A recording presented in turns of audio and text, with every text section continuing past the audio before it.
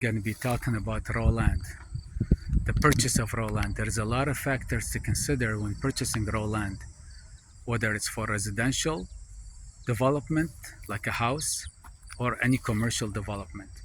Some of the factors to consider before buying raw land, and you have to keep that in mind to negotiate with the real estate agent, is the following. First of all, the zoning issues. You have to be disclosed all the zoning issues, whether it's the rear setback, the front yard setbacks, the side setbacks, so you know exactly where to put the envelope of the house or a commercial building. A lot of these real estate agents, they have no information about that subject, and you have to ask them to require and get you that information from the municipality. The second thing to keep in mind is the location of utilities. Many of these developments, especially in rural areas, they don't have electrical, gas, water, sewer.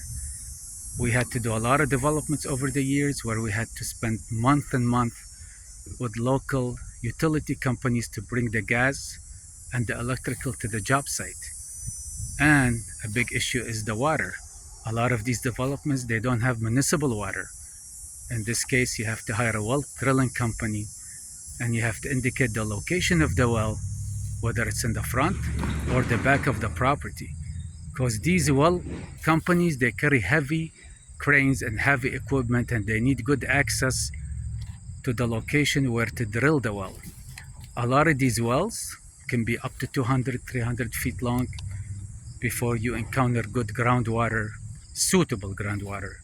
Then you have to take samples to submit to the health department for testing for any minerals or any subjects that does not make it suitable for drinking. The second thing is the sanitary sewer. A lot of these lots, they don't have sanitary sewer. Then you have to be dealing with trying to bring the sanitary lines to the job site or the lot, or a septic system. A septic system can be two things. Can be an engineered septic system, which what they do perk test for the ground, then they determine what kind of septic system design will be suitable for such lot. And these engineering systems can cost about $20,000 just in design fees before you go ahead and submit to the health department and get the approval. Then you have to submit to the municipal department, the building department, and get the approval from them as well, plus the cost of building the septic.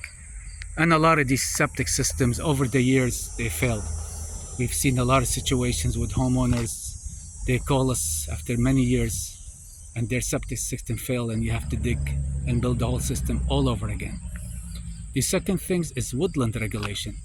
A lot of these properties are protected. The trees on the properties are protected by woodland regulation by the city, which means any large tree with a diameter of 8 inches or more that you cut, you have to replace with the same exact diameter at the end of the job in the form of landscape trees.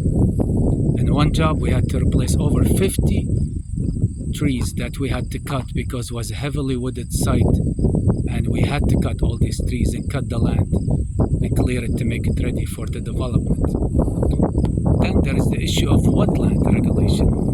Many of these lots are protected by wetlands from the city. You have to check with the municipality for any wetlands. A lot of vegetation you see around you in the lots, you cannot tell whether that's a wetland or not. But in reality, some of these wetland vegetations are actual wetland plants that are protected by the regulations of the state, and you cannot cut it. And some of these fines to cut these wetlands and remove them to clear the room for the house could be over $50,000. I've seen it happen firsthand in some of the lots over the last 17 years, where homeowners go and cut and remove the trees, remove the wetland vegetation, then all of a sudden they're stopped by the building inspector, and there's a red tag with a stop working order that stops you from completing the job, and you have to go to court.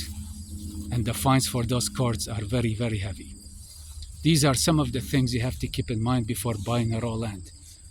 And you have to do the homework. You have to ask all these questions to the selling real estate agent, and you have to, a lot of times they're not going to give you this information, or they don't know where to get it from. You have to go and ask yourself from the local city officials to obtain as much information as possible. This way you avoid any costly mistakes, because once you close on the land, it's very hard to go back and start a lawsuit against the seller. These are some of the things that you have to keep in mind, and we're here to help you. We do a lot of development projects in the state of Michigan, and we're to help you. Anything you need, you can contact us, you can consult with us. We're willing to provide this service to help you free of charge, to help you locate all the needed factors that you have to be disclosed before you purchase any property. Subscribe to the channel, send me some comments down below in this video, and I'll be willing to go and do more videos of this nature in the future. Thank you.